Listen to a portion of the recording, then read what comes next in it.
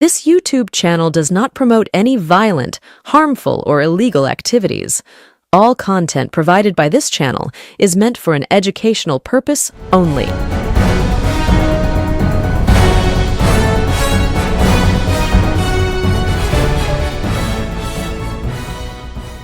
নমস্কার, আমি প্রতিবেদক সায়ন্তন চক্রবর্তী। আপনারা দেখছেন বঙ্গচক্র ইউটিউব চ্যানেল।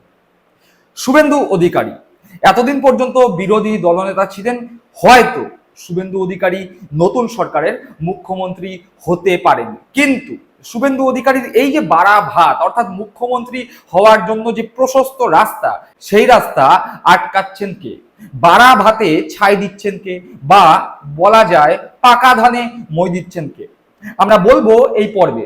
কিন্তু তার আগে শুভেন্দু অধিকারী দীর্ঘদিন তিনি কংগ্রেস করেছেন, তৃণমূল কংগ্রেসেও বেশ বড় সময় তিনি কাটিয়েছেন। বলা যায় তার যে দীর্ঘ রাজনৈতিক জীবন, সেই দীর্ঘ রাজনৈতিক জীবনের অধিকাংশ সময় তিনি তৃণমূল কংগ্রেসের কাটিয়েছেন এবং তৎপরবর্তী সময় 2020 সালের ডিসেম্বর মাসে বিজেপিতে গেছেন। বিজেপিতে গিয়ে তিনি মমতাকে হারানোর হুঙ্কার দিয়েছিলেন। প্রথমবার নন্দীগ্রামে মমতা বন্দ্যোপাধ্যায়কে পরাজিত করেছেন এবং দ্বিতীয়বার ভবানীপুরে মমতা বন্দ্যোপাধ্যায়ের কেন্দ্রে শুভেন্দু অধিকারী মমতা বন্দ্যোপাধ্যায়কে পরাজিত করেছেন। যদিও দুটি ক্ষেত্রে যে শুভেন্দু অধিকারীর জয়, সেই জয় নিয়ে প্রশ্নচিহ্ন আছে। প্রথম জয়ে কেন লোডশেডিং হলো সেই নিয়ে যেমন প্রশ্নচিহ্ন আছে, দ্বিতীয় জয়ে মমতা বন্দ্যোপাধ্যায় স্বয়ং নিজে মুখে বলেছেন যে গণনা কেন্দ্রে কারচুপি হয়েছে, এমনকি মমতা বন্দ্যোপাধ্যায়কে ধাক্কা মেরে গণনা কেন্দ্র থেকে বের করে দেওয়ার অভিযোগও সামনে এসছে। প্রিয়দর্শিনী হাকিম, যিনি মমতা বন্দ্যোপাধ্যায়ের কাউন্টিং এজেন্ট ছিলেন, তিনি লাইভে এসে একদম পুঙ্খানুপুঙ্খভাবে জানিয়েছেন গণনা কেন্দ্রে কি হয়েছিল। যাই হোক, এরকম অভিযোগ, পাল্টা অভিযোগ, এ সমস্ত কিছু এসছে, আপনারা দেখেছেন, সেই বিষয়ে চর্বিত চর্বণ নতুন করে করছি না। কিন্তু শুভেন্দু অধিকারী একথা বলাই বাহুল্য যে বিজেপি হাজার চেষ্টা করেও বাংলায় তৃণমূল কংগ্রেসকে ক্ষমতা থেকে সরাতে পারতো না যদি না শুভেন্দু অধিকারী বিজেপিতে যেত। আপনি শুভেন্দু অধিকারীর সমালোচনা করুন, আপনি শুভেন্দু অধিকারীর ভক্ত হন, আপনি শুভেন্দু অধিকারীর ভক্ত না হন, আপনি বিজেপি করুন, তৃণমূল করুন, কংগ্রেস করুন, সিপিএম করুন, আপনি কোনো দলের সমর্থক না হন, কিন্তু একথা আপনি স্বীকার করতে বাধ্য হবেন যে শুভেন্দু অধিকারীকে ছাড়া বিজেপির ক্ষমতায় আসা একেবারে অনিশ্চিত ছিল। অতীতে মুকুল রায় বিজেপিতে গিয়েছিলেন। মুকুল রায়ের ক্ষুরোদার বুদ্ধি, রাজনীতির চাণক্য বলা হতো মুকুল রায়কে, সেই মুকুল রায়কে সঙ্গে নিয়েও বিজেপি কিন্তু 77-এর গণ্ডি পার করতে পারেনি। বরং শুভেন্দু অধিকারী যখন 2020 সালের ডিসেম্বর মাসে বিধানসভা ভোটের 4-5 মাস আগে বিজেপিতে যোগদান করলেন, তখনও পর্যন্ত শুভেন্দু অধিকারী সে অর্থে বিজেপির সংগঠন নিয়ে নাড়াচাড়া করার সুযোগ পাননি।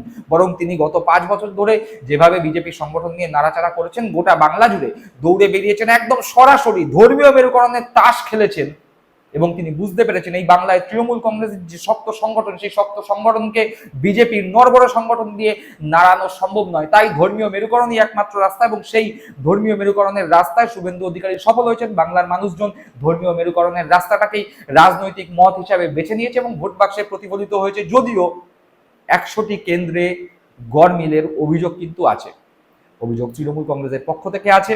বিজেপি বলছে এখন এসব ছেদ যুক্তি। যাই হোক, সে সমস্ত নিয়ে আমরা পরে পর্ব করব, কিন্তু একথা অস্বীকার করার কোনো জায়গায় নেই। শুভেন্দু অধিকারীকে ছাড়া বিজেপির এই জয় এক কথায় অসম্ভব ছিল। তাই মোটামুটি ভাবে বিজেপির মধ্যে শুভেন্দু অধিকারীর ঘনিষ্ঠ যে বৃত্ত রয়েছে বা শুভেন্দু লবি যেটা রয়েছে, বা যাকে ওই বলা হতো দিলীপ ঘোষের কথায়, দিলীপ ঘোষ আগে একাধিকবার যেটা বলেছিলেন যে হঠাৎ বিজেপি, তৎকাল বিজেপি, নব্য বিজেপি, সেই যে লবি, শুভেন্দু ঘনিষ্ঠ লবি, সেই লবিটাই এখন শক্তিশালী। শুভেন্দু অধিকারী বিরোধী দলনেতা ছিলেন। শুভেন্দু অধিকারী এই বছর অর্থাৎ 2026 বিধানসভা নির্বাচনে দুইটি কেন্দ্র থেকে জয়লাভ করেছেন। নন্দীগ্রামে তো জিতেইছেন, ভবানীপুরে মমতা বন্দ্যোপাধ্যায়কে ঘরের মাঠে ঢুকে হারিয়েছেন। যে কথা বললাম, প্রশ্ন আছে, শুভেন্দু অধিকারীর জয় নিয়ে প্রশ্ন আছে, কিন্তু তাও ফ্যাক্ট, নির্বাচন কমিশনের তথ্য বলছে শুভেন্দু অধিকারী 2 জায়গা থেকে বিধায়ক। আর সেই কারণে শুভেন্দু অধিকারী মুখ্যমন্ত্রী হওয়ার জন্য এই মুহূর্তে সবাইকে পিছনে ফেলে দিয়ে সবার আগে, কিন্তু শুভেন্দু অধিকারী সেই বাড়া ভাতে ছাই ফেলে দেওয়ার জন্য বিজেপির এক বিধায়ক চুপি সারে সবার অলক্ষ্যে দিল্লিতে পৌঁছে গিয়েছেন। এবং কে পৌঁছে গিয়েছেন, কে সেই বিধায়ক? সেই বিধায়ক শুভেন্দু ঘনিষ্ঠই বিধায়ক, যেই বিধায়ককে শুভেন্দু বাবু 2024 লোকসভা নির্বাচনে বিজেপির প্রাক্তন রাজ্য সভাপতি দিলীপ ঘোষকে সরিয়ে দিলীপ ঘোষের মেদিনীপুর লোকসভা কেন্দ্রে প্রার্থী করেছিলেন সেই অগ্নিমিত্রা পাল। কানাঘুষো শোনা যাচ্ছে যে যেই অগ্নিমিত্রা পালকে শুভেন্দু অধিকারী দিলীপ ঘোষকে সরিয়ে মেদিনীপুরে প্রার্থী করেছিলেন, সেই অগ্নিমিত্রা পালই দুবারের বিধায়িকা দিল্লি গিয়েছেন অমিত শাহের সঙ্গে সাক্ষাৎ করতে। এবং এখানেই জল্পনা আরো জোরালো হচ্ছে, যখন গোটা পশ্চিমবঙ্গের সমস্ত নবনির্বাচিত বিজেপির বিধায়করা বাংলায় রয়েছেন, সেক্ষেত্রে এই বিজেপির মহিলা নেত্রী, দুবারের বিধায়িকা, দিল্লিতে অমিত শাহের সঙ্গে কেন হঠাৎ সাক্ষাৎ করলেন? পশ্চিমবঙ্গে মহিলা মুখ্যমন্ত্রী যেহেতু মমতা বন্দ্যোপাধ্যায় এতদিন ছিলেন, তাহলে কি মুখ্যমন্ত্রী মুখ হিসাবে কোনো একজন মহিলাকেই বিজেপি আনতে চাইছে? তাই কি অগ্নিমিত্রা পাল সরাসরি দিল্লি ছুটে গেলেন? জল্পনা কিন্তু হচ্ছে। আর এদিকে শুভেন্দু ঘনিষ্ঠ লবির মধ্যেও একটি দোলাচল হচ্ছে। তারা বলছে যে এই দাদা দীর্ঘদিন ধরে বিজেপির সংগঠন ভঙ্গুর হওয়া সত্ত্বেও নিজের উদ্যোগে গোটা বাংলা দাপিয়ে বেরিয়েছে। বিজেপির অন্য কোনো নেতার মধ্যে এতটা ক্যারিশমা নেই যা শুভেন্দু অধিকারীর মধ্যে রয়েছে। সেই শুভেন্দু অধিকারীর কাঁধে ভর দিয়ে বিজেপি যে এত বিরাট সাফল্য লাভ করলো, সেই শুভেন্দু অধিকারীর বাড়াভাতে কি অগ্নিমিত্রা পাল, যিনি শুভেন্দু অধিকারী ঘনিষ্ঠ বিধায়ক বা বিধায়িকা যাই বলুন না কেন বলে পরিচিত, সেই অগ্নিমিত্রা পালই কি শুভেন্দু অধিকারীর বাড়াভাতে ছাই দিতে চলেছে? অর্থাৎ শুভেন্দু অধিকারীকে যখন অধিকাংশ বিজেপি বিধায়ক মুখ্যমন্ত্রী হিসাবে ভাবতে চলেছেন, সেখানে শুভেন্দু লবেরই অন্যতম প্রধান এক মুখ অগ্নিমিত্রা পাল নিজেই মুখ্যমন্ত্রী পদপ্রার্থী হওয়ার জন্য দিল্লি যাত্রা করলেন?